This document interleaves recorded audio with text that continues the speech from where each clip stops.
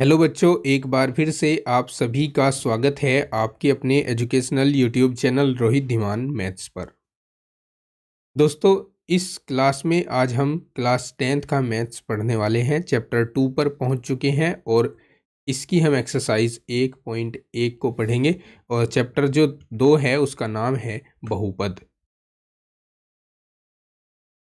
बहुपद क्या होता है इसके बारे में डिटेल से जानें उससे पहले आप सभी से एक रिक्वेस्ट है कि अगर आप चैनल पर नए हैं तो चैनल को सब्सक्राइब जरूर कर लेना और हमारा जो टेलीग्राम चैनल है उसको ज्वाइन कर लेना। इस पर आपको हर क्लास के बाद पीडीएफ प्रोवाइड होती रहेगी। हर क्लास के बाद पीडीएफ मिलती रहेगी, तो इसीलिए टेलीग्राम चैनल को ज्वाइन कर ले।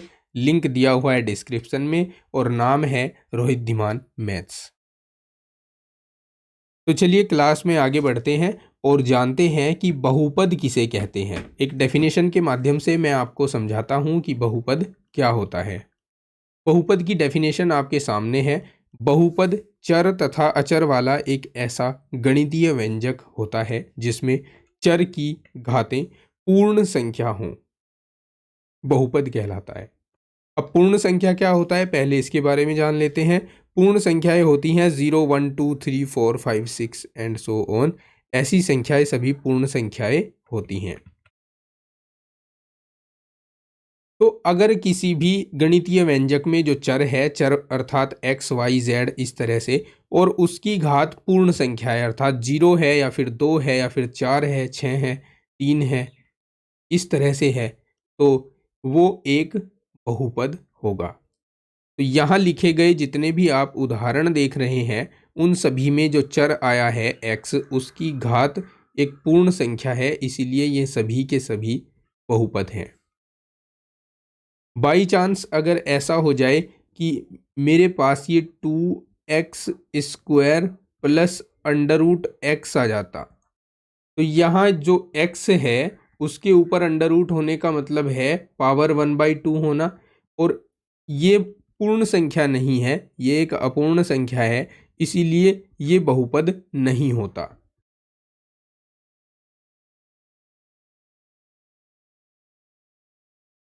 समझ गए?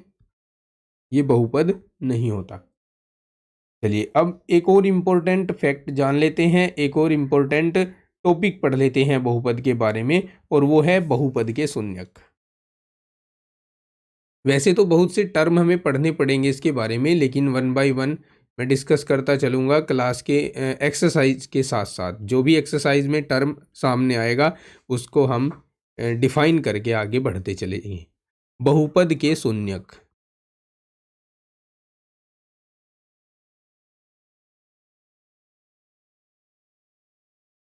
शून्यक। अब बहुपद के शून्यक क्या होते हैं ध्यान से देखिएगा। मान लीजिए आपके पास कोई बहुपद है y=f(x). यहाँ f(x) का मतलब है कि बहुपद का जो चर है वो x है, अर्थात कुछ इस तरह का बहुपद है x² + 2x + 1, इस टाइप का कोई बहुपद है। ठीक है, तो हमें अगर इसके शून्यकों का पता करना है तो हम देखेंगे कि ये बहुपद x को, इसका जो ग्राफ है वो x को कितने बिंदुओं पर काट रहा है। समझ गए? एक बार फिर बताता हूं। अगर मुझे इसके शून्यकों के बारे में पता करना है कि इसका शून्यक क्या है, तो हम देखेंगे कि इसका ग्राफ x पर कितने बिंदुओं पर काट रहा है। अब ऐसा हम पढ़ेंगे एक्सरसाइज 1.1 में। सबसे पहले यहां पर नोट कर देते हैं कि का ग्राफ x अक्ष को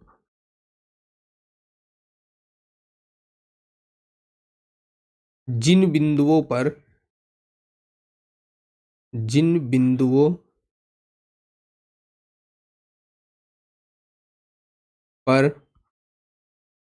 प्रतिच्छेद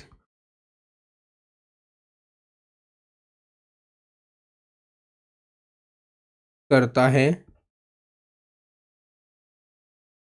वे बहुपद के शून्यक होते हैं।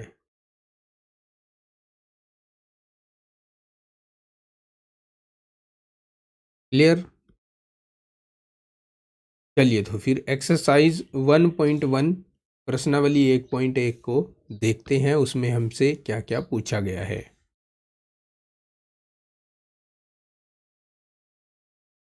ये है आपके सामने प्रश्नावली 1.1 2.1। ठीक है, प्रश्नावली 2.1 कहा है किसी बहुपद पी एक्स के लिए y equals to P X का ग्राफ नीचे आकृति 2.10 में दिया है। प्रत्येक स्थिति में पी एक्स के शून्यकों की संख्या ज्ञात कीजिए।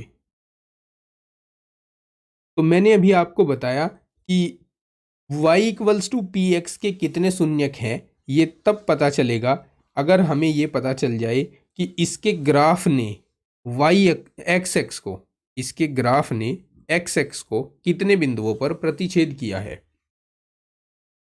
तो अब हम पहली आकृति को देख सकते हैं। यहाँ पहली आकृति में इसने y अक्ष को तो प्रतिच्छेद किया है, लेकिन x अक्ष को यहाँ पर कहीं प्रतिच्छेद इसने नहीं किया है। तो जब ये x अक्ष को प्रतिच्छेद ही नहीं कर रहा है तो इसके शून्यकों की संख्या कितनी हो जाएगी? यहीं आकृति के ऊपर ही मैं लिखकर बता रहा हूँ आपको। इसके शून्यक हो जाएंगे 0, यानी शून्य होगा, शून्य। इसके शून्यक शून्य होंगे। ठीक है, इस आकृति में आ जाइए। इस आकृति में आप देख सकते हैं, इस ग्राफ में आप देख सकते हैं कि बहुपद का जो ग्राफ है उसने एक्स एक्स को इस एक बिंदु पर काट दिया है। यहां पर एक बिंदु पर काट रहा है, इसीलिए हम लिखेंगे कि इसके शून्यक जो होंगे, इसके शून्यकों की संख्या होगी, माफी चाहूंगा, दोबारा लिखना होगा, शून्यकों की संख्या।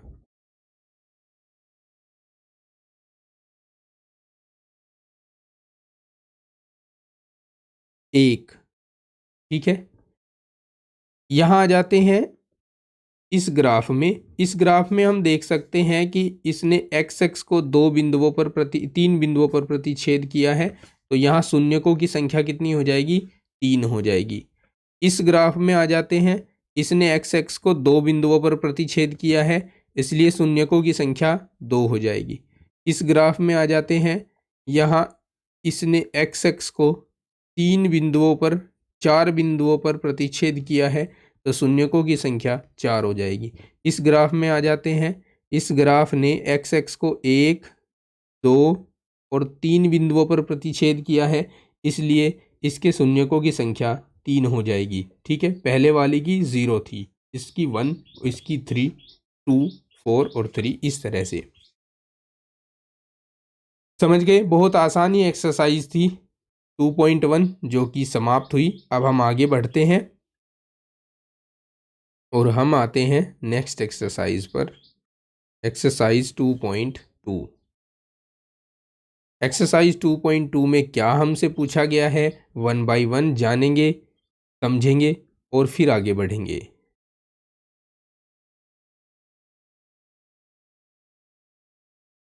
चलिए एक्सरसाइज 2.2 को लेकर आते हैं अपने बोर्ड पर।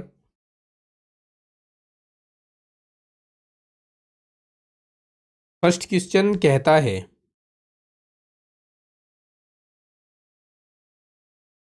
निम्न द्विघात बहुपदों के शून्यक ज्ञात कीजिए और शून्यकों तथा गुणांकों के मध्य या बीच के संबंध की सत्यता की जांच कीजिए। तो आपको इसमें 6 पार्ट दे रखे हैं जिनके आपको शून्यक ज्ञात करने हैं और फिर शून्यकों तथा गुणांकों के बीच के संबंध की सत्यता की जांच करनी है। इसके लिए सबसे पहले आपको एक नोट समझना है, जानना है। अब वो नोट क्या है समझाता हूं आपको।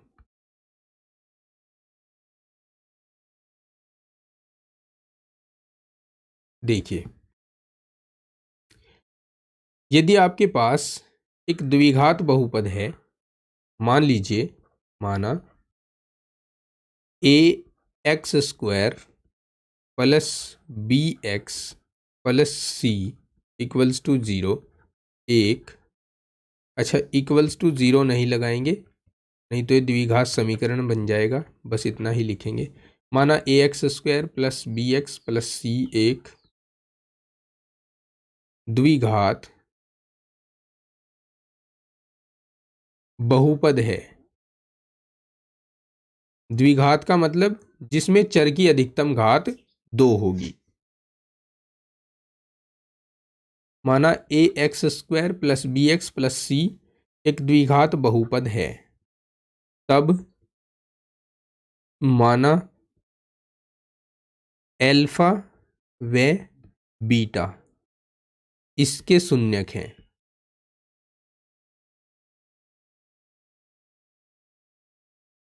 अल्फा व बीटा इसके शून्यक हो गए, तब क्या होगा? शून्यकों का योग, शून्यकों का योग यानी अल्फा प्लस बीटा, ये बराबर होता है माइनस एक्स का गुणांक और बटे x² का गुणांक। अब समीकरण से अगर हम x का गुणांक देखें तो x का गुणांक कितना है भैया? b है, तो माइनस b, और x² का गुणांक देखें तो x² का गुणांक कितना है? a है, तो माइनस b अपॉन ए हो जाएगा। That means alpha plus beta हमेशा माइनस b अपॉन ए लिखा जाएगा, और जहां पर b x का कोफिशिएंट है और a x² का कोफिशिएंट है। ठीक है, इसके बाद शून्यकों का गुणनफल, शून्यकों का गुणनफल,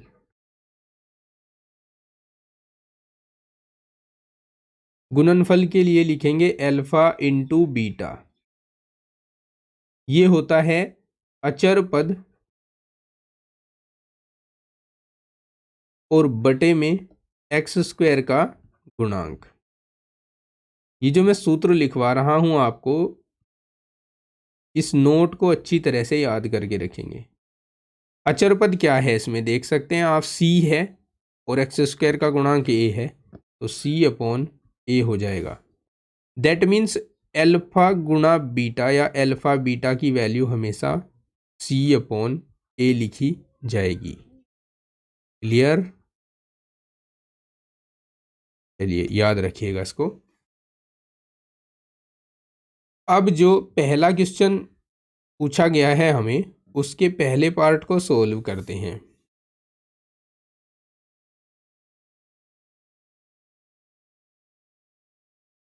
ये है आपके सामने part first, x² minus 2x minus 8। पहले इसके शून्यक ज्ञात कर लीजिए, पहले इसके शून्यक ज्ञात कर लीजिए। शून्यक ज्ञात करने का तरीका वही होता है जैसे आप गुणनखंड करते थे कक्षा 8 में, गुणनखंड विधि से। तो कैसे करेंगे देखिए, हमें कोई ऐसी संख्या ढूंढनी है जिसको अगर गुणा करा दे तो 8 आ जाए और घटा दे तो 2 आ जाए। है कोई ऐसी संख्या जिसको गुणा कराएं? दो संख्याएं ऐसी होनी चाहिए जिनको आपस में गुणा कराए तो 8 आए और घटा दे तो 2 आए। तो हम अगर 4 को 2 से गुणा करा दें तो 8 आ जाएगा, और 4 में से 2 को घटा दें तो 2 आ जाएगा। तो हम यहाँ इस 2 के स्थान पर क्या रखेंगे? 4 माइनस 2 रखेंगे। तो x² minus 4 minus 2 into x minus 8। ठीक है, अब x² इस x की मल्टीप्लाई अंदर ब्रैकेट में करा देंगे, तो ये -4x प्लस 2x माइनस 8। ये प्लस कहाँ से आया है? देखिए यहाँ माइनस था और एक माइनस इधर से जाएगा अंदर, तो माइनस माइनस प्लस हो जाएंगे। अब इसके दो दो के जोड़े बनाइए। पहले जोड़े में से x को कॉमन ले सकते हैं, तो x माइनस 4 बचेगा। दूसरे जोड़े में से 2 को कॉमन ले सकते हैं, तो x माइनस 4 बचेगा। अब x माइनस 4 को कॉमन ले लिया हमने, तो x प्लस 2 बच गया। ठीक है, इम्प्लाइज दैट यहाँ से हम x माइनस 4 को 0 के बराबर रख देंगे, व x प्लस 2 को 0 के बराबर रख देंगे। 0 के बराबर क्यों रख रहे हैं? शून्यक ज्ञात करने के लिए। शून्यक तभी ज्ञात होते हैं जब हम इनको 0 के बराबर रख दें। पक्षांतरण करो तो ये 4 इधर जाएगा और जाकर प्लस का हो जाएगा, तो x बराबर 4 आ जाएगा। व ये 2 इधर जाएगा तो जाकर माइनस का हो जाएगा, तो x बराबर माइनस 2 हो जाएगा। तो ये जो आए हैं ये अभीष्ट शून्यक हैं। ठीक है, ये अभीष्ट शून्यक हो गए। अब हमें इन शून्यकों के तथा गुणांकों के मध्य संबंध स्थापित करना है। कैसे संबंध स्थापित करते हैं देखिए, बताता हूं आपको। यहां एक्स स्क्वायर का गुणांक क्या है? एक्स स्क्वायर का गुणांक, एक्स स्क्वायर का गुणांक देखने से हम पाते हैं कि एक्स स्क्वायर के साथ कोई नहीं है, तो जहां कोई नहीं होता वहां गुणांक 1 होता है। ठीक है, और x का गुणांक, x का गुणांक, और हाँ एक बात और, मैंने आपको अभी प्रीवियस नोट्स में बताया है कि जब भी आप एक्स स्क्वायर का गुणांक लेंगे उसको क्या लेंगे? आप हमेशा a लेंगे, और x का गुणांक b लेंगे और अचर पद को c लेंगे। तो ऐसा हम अपने इस क्वेश्चन में भी करेंगे, जिससे हमारा काम थोड़ा सा आसान हो जाएगा। देखिए, एक्स स्क्वायर का गुणांक a ले रहे हैं और ये गुणांक कितना है? 1 है। फिर x का गुणांक b लेंगे, ये गुणांक कितना है? ये गुणांक हमारे पास यहाँ देख सकते हैं आप, -2 है, -2। और अचर पद भी लिख लेते हैं, अचर पद। अचर पद को हमेशा c से डिनोट करते हैं, और ये कितना है? -8 है। अब गुणांकों के मध्य संबंध स्थापित करते हैं। हम लिखेंगे अब शून्यकों का योग, शून्यकों का योग। ठीक है, शून्यकों का योग, शून्यकों को आप अल्फा व बीटा मान सकते हैं, या डायरेक्टली भी यहां से उठाकर रख सकते हैं। डायरेक्टली उठाकर रख दीजिए, ये 4 प्लस -2 हो जाएगा, यानी 4 -2 हो जाएगा, यानी 2 ही आएगा। ठीक है, और अब हम शून्यकों का योग इनकी सहायता से ज्ञात करेंगे। पुनः शून्यकों का योग,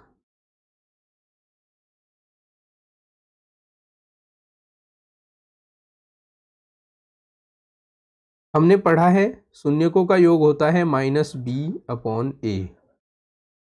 माइनस b का वैल्यू कितना है? -2 है ना, तो यहां पर -2 रख दीजिए। a का वैल्यू कितना है? 1 है, तो यहां पर 1 रख दीजिए। तो कैलकुलेशन के बाद ये भी 2 ही आएगा। इस प्रकार से हम कह सकते हैं, हम यहां लिखेंगे इम्प्लाइज दैट कि शून्यकों का जो योग है, शून्यकों का योग वो -b/a के इक्वल है। और यही हो जाती है सत्यता की जांच, या फिर गुणांकों के बीच संबंध स्थापित करना, इसी को बुलाते हैं। ठीक है, हमने शून्यकों के योग के बारे में इसको स्थापित किया। अब इसको शून्यकों के गुणनफल के लिए भी स्थापित करते हैं। शून्यकों का गुणनफल, शून्यकों का गुणनफल कर दीजिए, यानी 4 को गुणा करा दीजिए -2 के साथ, -8 आ जाएगा। फिर से आप लिखिए पुनः शून्यकों का गुणनफल। हमने नोट में पढ़ा था अभी अभी, उसको याद भी करके रखना है। टी अपॉन ए होता है, ठीक है। टी कितना है अपने पास, टी कितना है अपने पास, सी है अपने पास -8 और ए है 1, ठीक है। दिखा दूं आपको कि सी कहाँ पर है, यहाँ देखिए सी है हमारे पास -8 और ए है हमारे पास 1, तो हमने इसमें पुट कर दिया।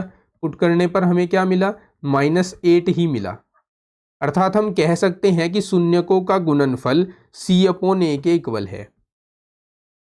यहां लिख देंगे इंप्लाइज दैट शून्यकों का गुणनफल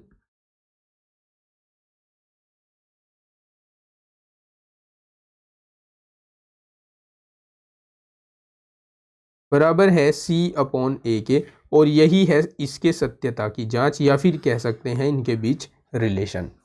ठीक है, समझ गए। इस प्रकार से आपको प्रश्नों को हल करना है जो आपको इस एक्सरसाइज के पहले पार्ट में दिए हुए हैं। एक और क्वेश्चन को सोल्व करते हैं। अब क्वेश्चन नंबर 2 है हमारे पास, यहाँ देख सकते हैं 4s² - 4s+1। चलिए सोल्व करते हैं इसको भी। सेकंड पार्ट है 4s² - 4s और प्लस कितना था, +1 था। सबसे पहले इसके गुणनखंड कर लीजिए। गुणनखंड करने पर देखिए हम किस तरह से गुणनखंड करेंगे इसके। वही तरीका है कि 4 की 1 में गुणा करा लो, 4 आ जाएगा, और फिर कोई ऐसी संख्या सोचो जिसको गुणा कराने पर 4 आए और जोड़ने पर भी 4 आए। तो 2 × 2 बराबर 4 और 2 + 2 बराबर 4। एक तरीका तो ये है।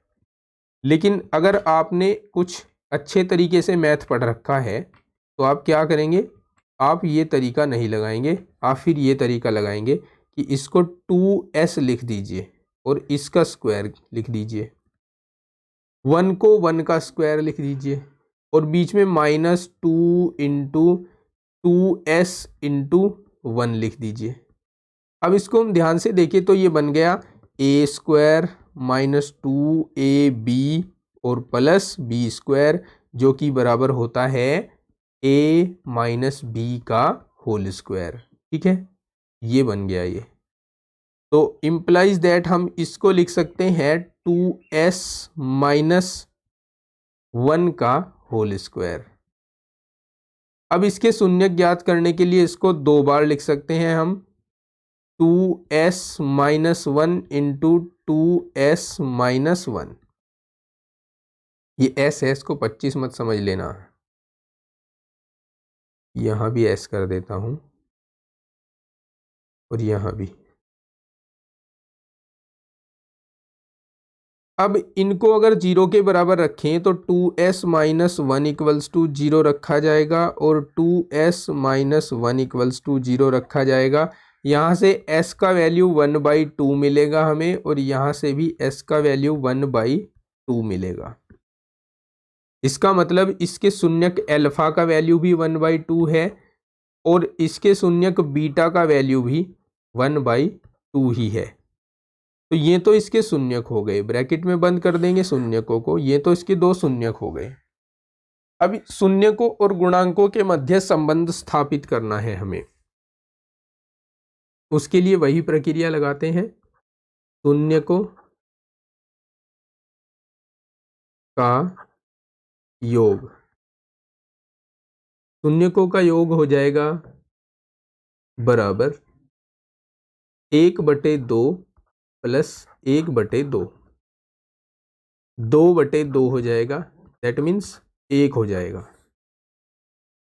लिखेंगे पुनः शून्यकों का योग जो है, शून्यकों का योग ये होता है -b/a।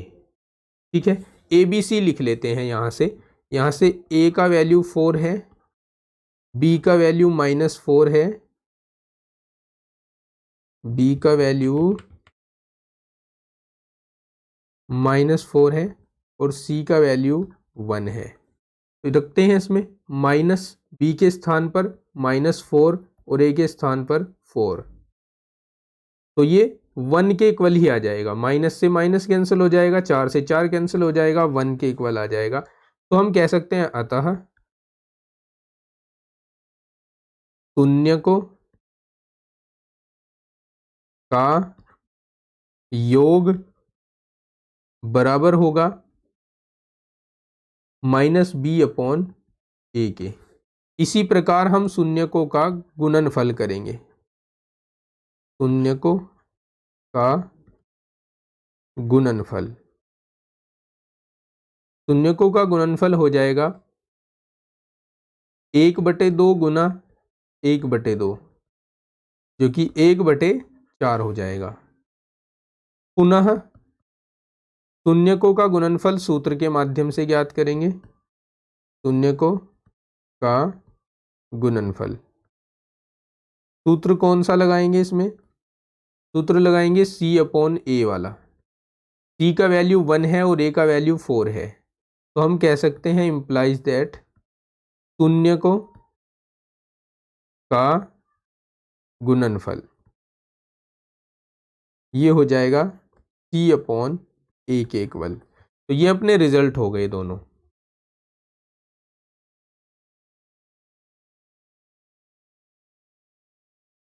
एक तो ये हमारा रिजल्ट हो गया और एक ये भी रिजल्ट हो गया। ठीक है, आंसर हो गए यही हमारे। तो इस तरह से करेंगे हम इस एक्सरसाइज के क्वेश्चंस को। चलिए नेक्स्ट क्वेश्चन देखते हैं क्या क्या हमारे पास क्वेश्चन और दिए गए हैं।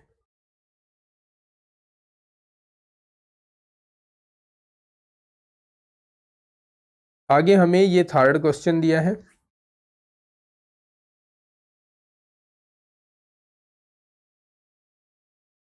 इसके गुणनखंड करते हैं और फिर सोल्व करते हैं। 6x² -3 -7x है, या मैं इसको ऐसे लिख दूं 6x² -7x वाला पद पहले लिख दूं और 3 बाद में लिख दूं। अब हम इनकी गुणा करवाएंगे 6 और 3 की। तो 6 गुणा 3 कितने हो जाएंगे?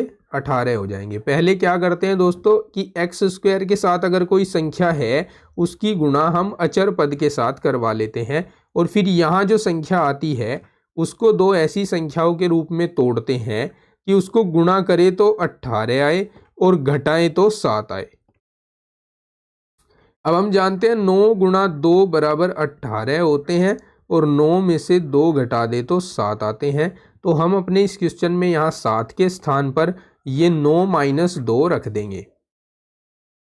तो हम रखते हैं 6x² माइनस यहाँ 9 - 2 रख दिया 7 के स्थान पर, बाकी एज इट इज रखा सभी को।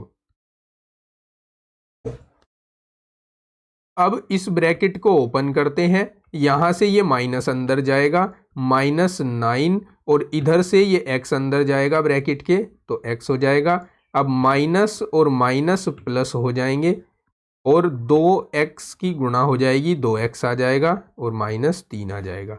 अब इसके दो दो के जोड़े बनाते हैं, और पहले जोड़े में से हम कॉमन ले सकते हैं मैक्सिमम 3 और x को।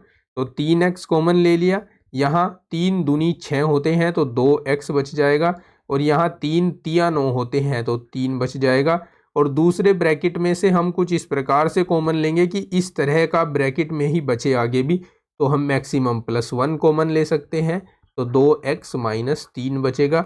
अब इस पूरे के पूरे व्यंजक में ये टर्म 2x - 3 कॉमन है, तो 2x - 3 को कॉमन ले लिया, तो इधर बचा 3x + 1।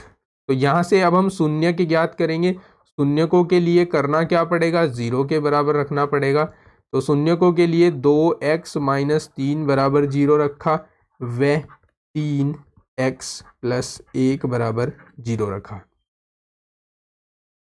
अब यहाँ से 2x बराबर 3 हो जाएगा, व इसमें से 3x बराबर -1 हो जाएगा, या यहाँ से x का वैल्यू 3/2 आ जाएगा, व यहाँ से x का वैल्यू -1/3 आ जाएगा। तो ये इसके अभीष्ट शून्यक आ गए हैं। ये भी अभीष्ट शून्यकाया है और ये भी अभीष्ट शून्यकाया है इसका। ठीक है, एक को हम अल्फा मान लेते हैं और दूसरे को बीटा मान लेते हैं। मान लिया कि अल्फा बराबर है 3/2 और बीटा बराबर है -1/3। साथ ही साथ हम ए का वैल्यू लिख लेते हैं। ए का वैल्यू कितना है ऊपर देखना पड़ेगा। इसमें ए का वैल्यू 6 है, बी का वैल्यू -7 है, सी का वैल्यू 3 है। ए का वैल्यू 6 है, बी का वैल्यू -7 है और सी का वैल्यू -3 है। अब हम रिलेशन लिखेंगे, यहाँ पर संबंध लिखेंगे। यहाँ पर एक हेडिंग डाल देते हैं और शॉर्ट में अपना काम करेंगे।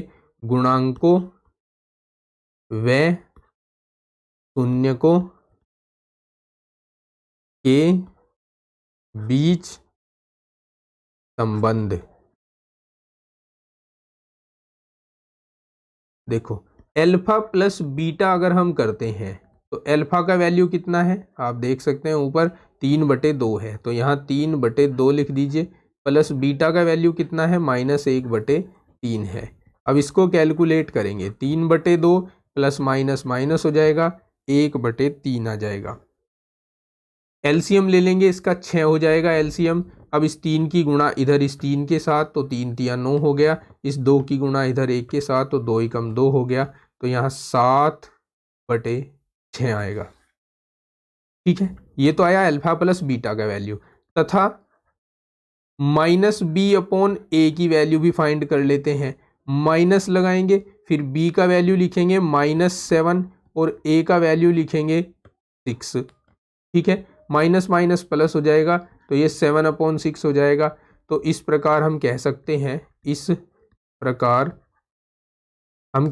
हैं, कि अल्फा प्लस बीटा जो है अर्थात गुणांकों का जो योगफल, शून्यकों का जो योगफल है वो -b/a के इक्वल है। -b/a के इक्वल है और ये अपना रिजल्ट है, इसलिए इस रिजल्ट को ब्रैकेट में क्लोज करके रख लेंगे। अब हम अल्फा और बीटा की गुणा करवाते हैं। अब अल्फा इंटू बीटा, अल्फा है कितना हमारे पास, अल्फा था हमारे पास 3/2 और बीटा कितना था, बीटा हमारे पास था -1/3। -1/3 गुणा करवाते हैं। 3 की गुणा 1 के साथ होगी तो 3 ही आ जाएगा, माइनस का चिन्ह भी आएगा। और अपोन में 2 की गुणा 3 के साथ होगी तो 6 हो जाएगा। ये गुणांकों का शून्यकों का गुणनफल आ गया है। अब हम c/a का वैल्यू ज्ञात करेंगे तथा c/a, c कितना है हमारे पास आप देख सकते हैं ऊपर, c हमारे पास है -3 और a हमारे पास है 6। तो यहाँ -3 और बटे में 6 रख सकते हैं। हम देख रहे हैं दोनों इक्वल आ रहे हैं, ये भी -1/2 आ रहा है और ये भी -1/2 आ रहा है। अर्थात हम कह सकते हैं कि जो शून्यकों का गुणनफल है वो c/a के इक्वल आएगा और यही अभीष्ट रिलेशन भी होगा। समझ गए ना? चलिए आगे बढ़ते हैं और जानते हैं नेक्स्ट क्वेश्चन के बारे में। ये तीनों कॉपी कर लेता हूं पार्ट। देखिए, तीनों पार्ट कॉपी कर लिए हैं। अब मैं इनके शून्यक आपको निकाल कर बता दूं। गुणांकों के मध्य संबंध स्थापित करना अब आप अच्छे से सीख चुके होंगे। तो 4u² + 8u है हमारे पास, फोर्थ पार्ट है ये क्वेश्चन का। इसके गुणनखंड करने हैं। कैसे कर सकते हैं? मैक्सिमम इसमें से 4 और u कॉमन आ रहा है तो इस पद से u बचेगा और इस पद से 2 बचेगा। ठीक है, u और 2। अब इसको हम 4u को 0 के बराबर रखेंगे व u + 2 को 0 के बराबर रखेंगे।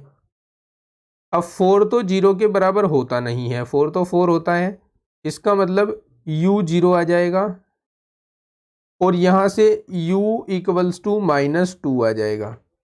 तो शून्यक अल्फा का वैल्यू 0 आ गया और शून्यक बीटा का वैल्यू -2 आ गया।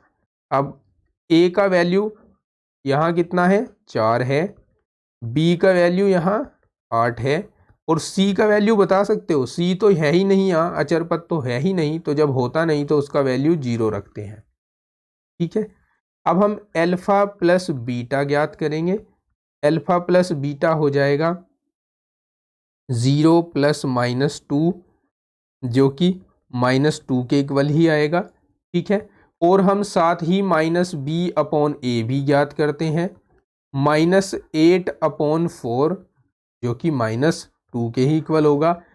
हम कह सकते हैं कि अल्फा प्लस बीटा जो है वो -b/a है और अभीष्ट रिलेशन भी यही है, अभीष्ट रिलेशन यही है इनका। इसको ब्रैकेट क्लोज कर देंगे।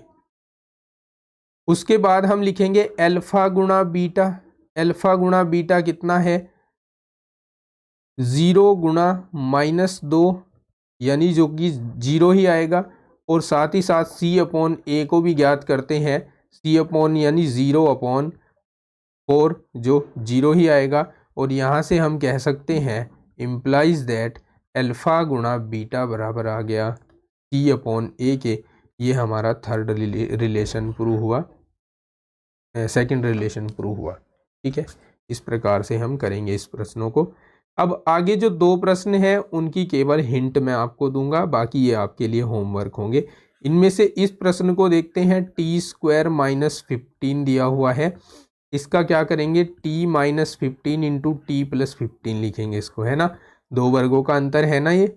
तो यहाँ से t का वैल्यू एक तो 15 आ जाएगा और दूसरे t का वैल्यू -15 आ जाएगा। अल्फा का वैल्यू ये है, बीटा का वैल्यू ये है, a का वैल्यू 1 है, b का वैल्यू 0 है यहाँ और c का वैल्यू -15 है। कर लोगे इसको? बोल, ठीक है, बहुत अच्छे। यहाँ 3x² - x - 4 दिया हुआ है। पहले 3 की गुणा 4 के साथ करवा लेते हैं, 12 आ जाएगा। अब 12 को 2 ऐसी संख्याओं के रूप में तोड़ना है जो घटाने पर 1 दे दे हमें, यहाँ 1 है छुपा हुआ। तो 4 गुणा 3 बराबर 12 होता है और 4 में से 3 घटाए तो 1 होता है। ठीक है, अब इसके गुणनखंड आप आसानी से कर सकते हैं और फिर गुणांकों तथा शून्यकों के बीच संबंध स्थापित कर सकते हैं। इस तरह से पहला क्वेश्चन आपको कंप्लीट करना है। सेकंड क्वेश्चन क्या है देखते हैं। अब कहा है द्विघात बहुपद ज्ञात कीजिए जिसके शून्यकों के योग तथा गुणनफल क्रम से दी गई संख्याएं हैं।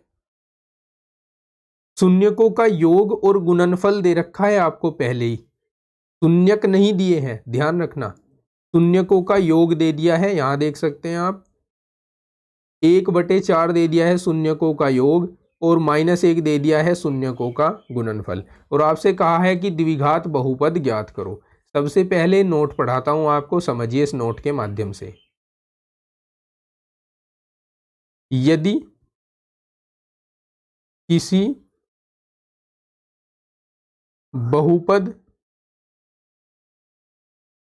के, अच्छा द्विघात बहुपद लिखना पड़ेगा हमें, यदि किसी द्विघात बहुपद के शून्यक अल्फा व बीटा है तब शून्यकों का योग alpha plus beta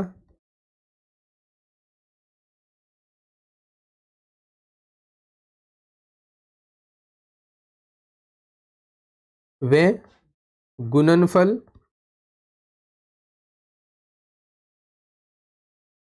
alpha beta होगा। और अगर ऐसा है तो हम उस शून्यक को ज्ञात, उस बहुपद को ज्ञात कर सकते हैं। तब जो अभीष्ट बहुपद होगा,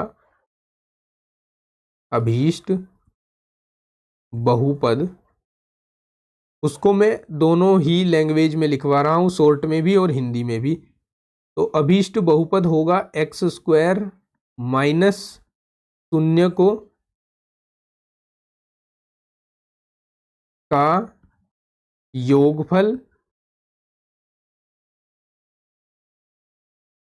और बाद में x आता है और प्लस शून्य को का गुणनफल, शून्य को का गुणनफल।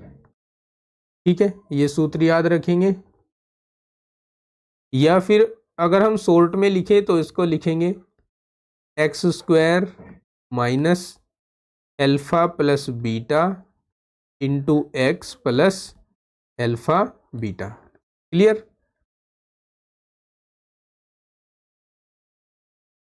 ठीक है, अब हम लगाते हैं क्वेश्चन को। किस तरह से लगाना है देखिएगा ध्यान से।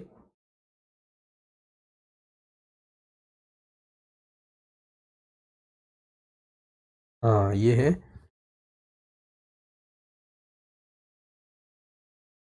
फर्स्ट पार्ट में।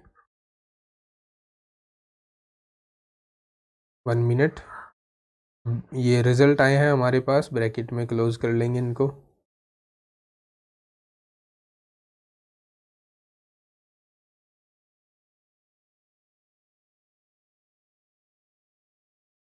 चलिए अब देखिए, फर्स्ट पार्ट में हमें दिया गया है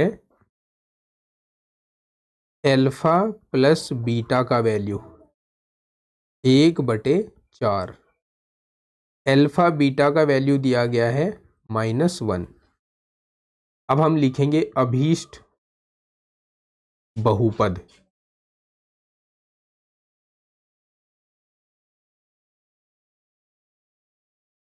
अभीष्ट बहुपद।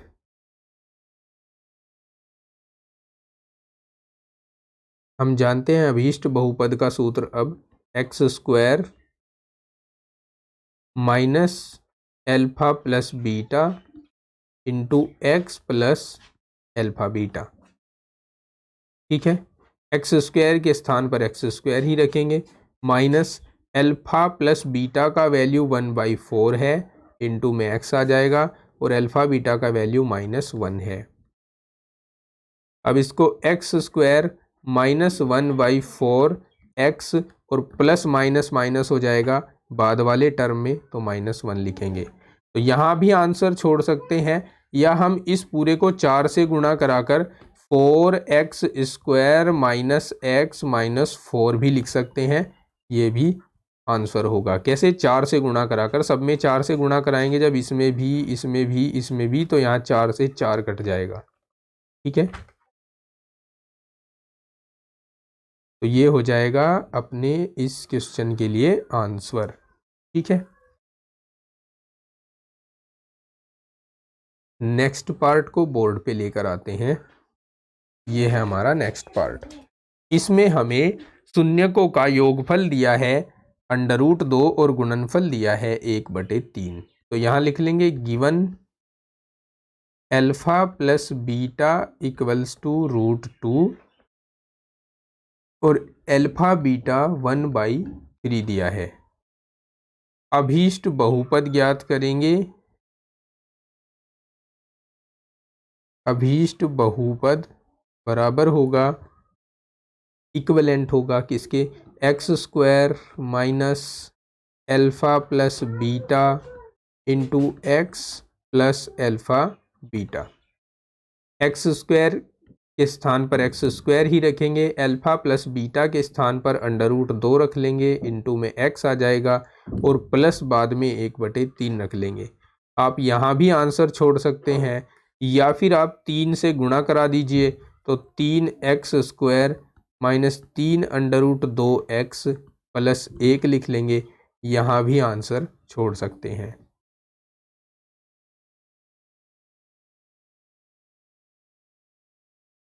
ठीक है, नेक्स्ट पार्ट कॉपी करते हैं। ये नेक्स्ट पार्ट है। इस नेक्स्ट पार्ट में हमें एल्फा प्लस बीटा दिया है 0 और एल्फा बीटा दिया है √5। तो अब बारी आती है अभीष्ट बहुपद की। तो अभीष्ट बहुपद ज्ञात करेंगे x square minus alpha plus beta into x plus alpha beta से। ठीक है, एक्स स्क्वायर के स्थान पर एक्स स्क्वायर रखेंगे, अल्फ़ा प्लस बीटा के स्थान पर 0 रखेंगे, 0 इंटू एक्स हो जाएगा और प्लस अंडर रूट 5 आ जाएगा। 0 वाले पद को नहीं लिखते हैं तो X square plus under root 5, यहाँ भी आंसर छोड़ सकते हैं और यहाँ भी आंसर छोड़ सकते हैं। ठीक है, आगे आपको दिया है 1 and 1, इसको भी सोल्व कर देते हैं साथ के साथ। 1 and 1 दिया हुआ है, 1 और 1, that means alpha plus beta का वैल्यू भी 1 है और अल्फ़ा बीटा का वैल्यू भी 1 है। तो अभीष्ट बहुपद लिख दिया जाएगा, अभीष्ट बहुपद बराबर होगा x square plus alpha plus beta into x plus alpha beta. X square plus 1 into x plus 1 आ जाएगा, या इसको हम x square plus x plus 1 लिख सकते हैं। ठीक है, समझ गए? आगे देखते हैं। चलिए आगे है -1/4 और 1/4। तो अल्फ़ा प्लस बीटा का वैल्यू है इसमें -1/4 और अल्फ़ा बीटा का वैल्यू है 1/4। तो अभीष्ट बहुपद होगा x square plus alpha plus beta into x plus alpha beta. X square -1/4 x और प्लस 1/4, इसको आंसर छोड़ सकते हैं, या फिर हम 4 से मल्टीप्लाई कराकर इसको लिख सकते हैं 4x square minus x minus plus 1, ये भी आंसर होगा। ठीक है, समझ गए?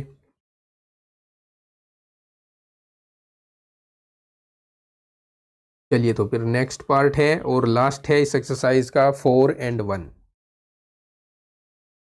अल्फ़ा प्लस बीटा का वैल्यू 4 दिया हुआ है और अल्फ़ा बीटा का वैल्यू 1 दिया हुआ है, तो बहुपद हो जाएगा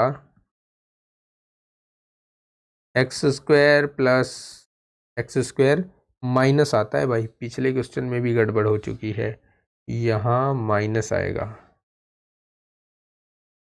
माइनस आएगा और यहाँ पर भी माइनस आएगा, minus alpha plus beta into x plus alpha beta. अच्छा, अगर यहाँ माइनस है तो यहाँ पर प्लस आना चाहिए ना, यहाँ प्लस आएगा, यहाँ भी प्लस आएगा।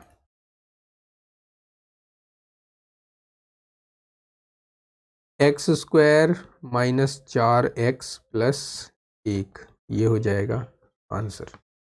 समझ गए दोस्तों?